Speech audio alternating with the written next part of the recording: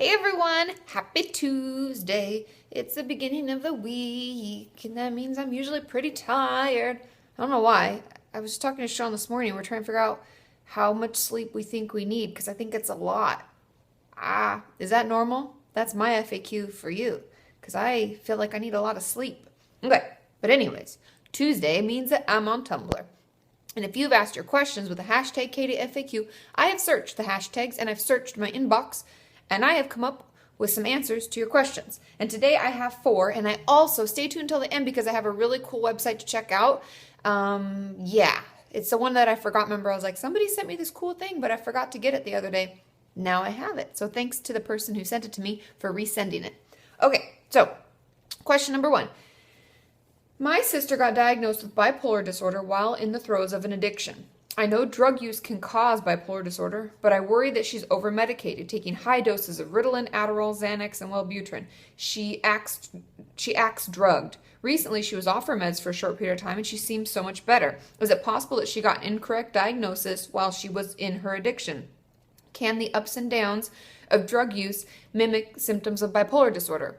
Yes, it definitely can. A lot of times, if we're on different medications and off different medications and we're on drugs, if we have an addiction to something, like let's say we drink a lot and we use cocaine. Well, cocaine makes us feel really good about ourselves and very high. And alcohol, like I've said before in other videos, is a depressant, so it brings us down. So we have something that's elevating our mood, something that's bringing our mood down. So that would look like bipolar disorder. If you have questions about bipolar disorder, check out my video and I'll show you the different types.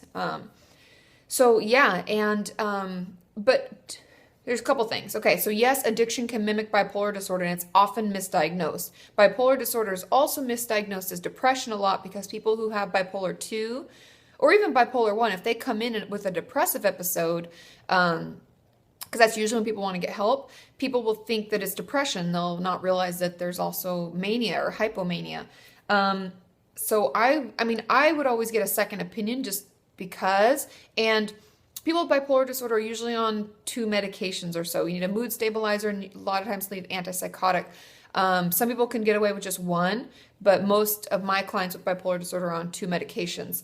But being on 4, that's a lot. And none of those are actually mood stabilizers or antipsychotics.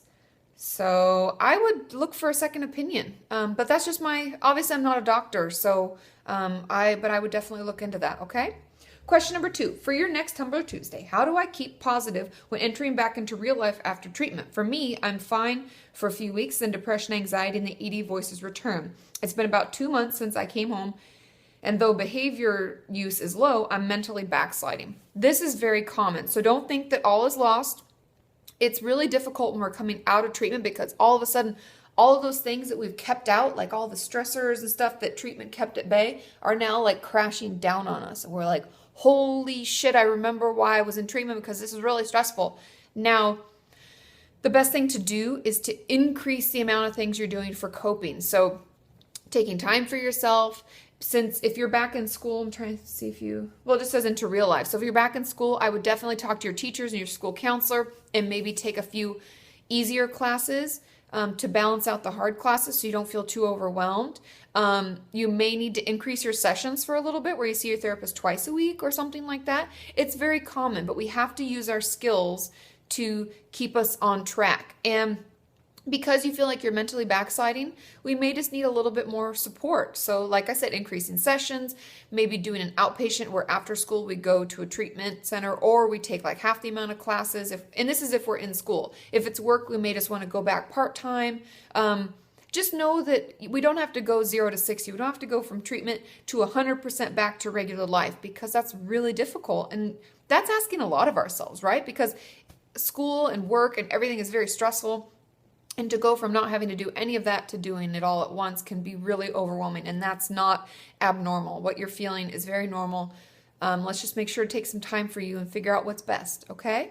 And anybody else, leave your tips and tricks below about how you've maintained your recovery out of treatment when you felt like you may have been backsliding mentally. Question number 3. Hey Katie, I'm wondering if it's normal for your mood to be up and down all the time. I am 20 years old. I can wake up okay-ish and then end up getting really upset that night. Or it happens the other way where I'll wake up and it's so hard to even use my eyes to see. Totally feel crazy, by the way, and it can get better during the day. Is there anything I can do to stop this pain from happening? No one seems to get how much it hurts, and I'm starting to question why I'm trying all this stuff when nothing helps. It's not really normal. I don't even like using the term normal, but it's not something that everybody experiences where our mood is all over the place. There are a couple things that I would want you to think about. Our diet can really play a role in this. If we aren't eating properly, a lot of times if we're struggling with an eating disorder, our mood will be all over the place. We'll be really erratic, we'll be grouchy at people, then we'll be like wanting to cry. We just feel really out of control because in our brain needs the proper nutrients to keep our chemicals balanced, our dopamine, our serotonin, there's so many things going on in our brains. There's a gazillion types of chemicals, and we need to have those all happening and firing to keep us feeling normal. So definitely diet can play a role. But it may be that right now you may just need someone to talk to. You may need to see a therapist to kind of vent things out so you don't feel so like crazy, like you said, or out of control. It can help you get out all those anxious feelings so that you can calm down and be you. You could try journaling. You can see a therapist. And if your mood still feels very labile, meaning it's up and down during the day, you may want to talk to a psychiatrist and just get a sense of what you may be struggling with. It may be something that medication can help for now while we work in therapy, and then we can take the medication away and you can feel a little bit more like yourself. So those are things that I would try. I know it's hard. I know it's really stressful. And if you're looking for like a quick fix, medication's probably the quickest thing to try to help our brain balance while we get our diet and our venting and our emotional stability back in check. Okay? Question number 4. Katie FAQ. Hey, so here's my question. I was sexually abused by a guy from my school who is also in my grade for almost 3 years. The school knows about it and did nothing. I still have to see him every day, and lately he's been following me around doing things that are super intimidating. How do I deal with this? My anxiety is off the charts. I hate getting messages like this, not because of you sending it, but I want to find this school and I want to scream at them and punch them in their stupid face because they should have done something. And of course your anxiety is off the charts. You shouldn't be expected to deal with and see the person who did that to you. That's just, it makes me want to scream and cry at the same time. So what I would do is I would try to find someone who can help you, whether it's a therapist outside of the school that will report it, because it should be reported. That's the thing. He shouldn't even be there. He should be in deep shit. He should be in jail. He should be in juvie.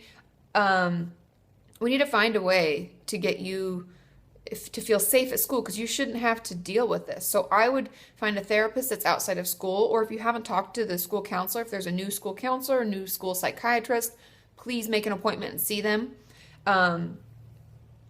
I just get really frustrated. Has anybody else gone through this and have some tips? I've never had a school not respond when I've reported, but that's why I think seeing a therapist on the outside would definitely help this, and they would report him and you would start feeling more safe. I would also look for groups in your area where you can talk about the abuse with people who know where you're coming from and can be really supportive. Yeah, that's what I would do. This really sucks. I'm so sorry that the people that you counted on let you down. It just, makes me angry. I feel very angry. Yeah, so please keep me posted on this, okay? Let me know how it goes. I would look for some outside support because it's not your fault and you deserve to feel safe and secure where you are, okay? I'm sorry, honey. I hate that. Ugh.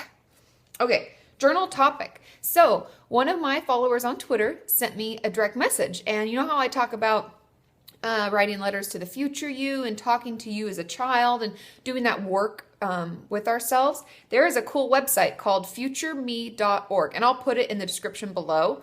But you can write a letter to your future self and it will send it out. How cool is that? Oh my God. So check that out. It's really amazing. And I have a quote for the day for you to think about and journal about.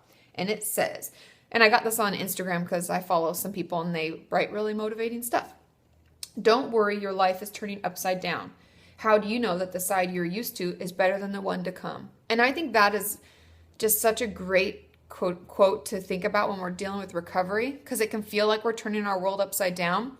But how do we know that the side we're on, that we're used to, isn't isn't worse than the one that's yet to come, right? And we can hope for a better tomorrow. And I think that's really a hopeful quote. So write that quote down, journal your thoughts about it, and share. Tweet me pictures, Instagram me pictures, and I will check those out. Have a wonderful day. I'll see y'all tomorrow on my website and YouTube. Love you. Bye.